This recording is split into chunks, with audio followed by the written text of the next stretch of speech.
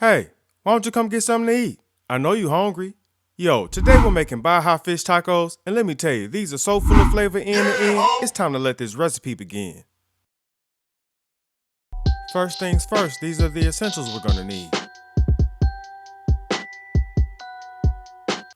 So let's lead off with a bonus recipe from the cookbook.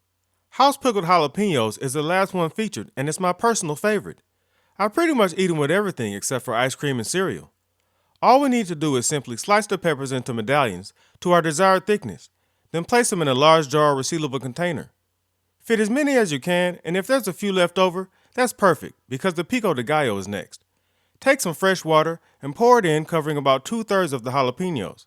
Next goes in some white vinegar, a couple spoonfuls of sea salt, some granulated sugar, as well as some smashed garlic cloves. Place the lid on your jar until nice and snug, then give it a good shake. We just want the salt and sugar to dissolve. I bet you didn't think it was that easy. For the pico de gallo, take a few Roma tomatoes, split them in half, cut the halves in quarters, then remove the seeds. If we were making a salad, I'd keep these. But for the texture of the pico, we just need the firmer flesh of the fruit. Gliding your knife through carefully from end to end. Next, slice the tomatoes into strips and give them a small dice, being sure to tuck your fingers out of the way. Take some of those leftover jalapenos and give them a rough chop, and bust it down even finer if you want. After that, take a handful of fresh cilantro that's been washed and dried and chop it as well.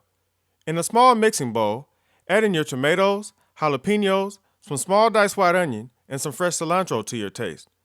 Also the zest and juice of a lime, with a nice pinch of sea salt. Stir it to combine, then give it a taste. It shouldn't need much adjusting, but tweak it as needed. For the crema, take some full-fat sour cream into a bowl, along with some mayo and some fresh squeezed lime juice. Sprinkle in a dash of sea salt, then give it a mix.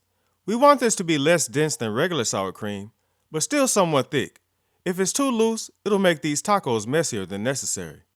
In a medium mixing bowl, I'm adding in some Kitchen Fixins fish seasoning and sea salt. With a wire whisk, give it a mix to combine, then gradually pour in some crisp sparkling water. Just a little bit at a time until it reaches the consistency we need for the batter. We're looking for the consistency of a thin pancake batter here, and it's going to take a few pours, but the slow approach is best, because if we add too much, we can't take it out later, and we'd have to add more flour and probably end up with more batter than we need for this recipe. Now on to the fish for these fish tacos. I decided on tilapia for this recipe because it's a nice mild flavored fish with a firm flaky texture. With a chef's knife, take your fish and split it down the center. And tilapia has a fatty bloodline that can give off a muddy flavor, so I'm trimming that off. And we'll just continue portioning the fish until it's done. And we're ready for the best part, the seasoning. Lightly season the fish with sea salt and go up high so we get even coverage. Then I'll sprinkle on some of the Kitchen Fixins fish blend. This is going to reinforce the flavor added to the batter. And if I didn't mention before, this is the best salt-free seasoning known to man, coming soon to an online store near you. Then we'll flip the fish over and season the other side. This is about what it should look like, and we're ready to fry. Dip the fish into the seasoned batter and gently sway it through some canola oil preheated to 350 degrees.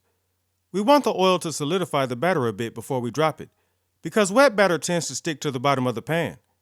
So after 5 to 6 seconds, you can let it go and repeat the process with the rest of the fish, being sure to let the excess batter drip off so that the coating isn't too thick. We want these to be light and crispy. And try your best not to lay these on top of one another. They'll latch on even with the slightest bit of touching, which isn't the worst thing in the world, but it could ruin all of our hard work if we can't separate the fish without ripping the batter off.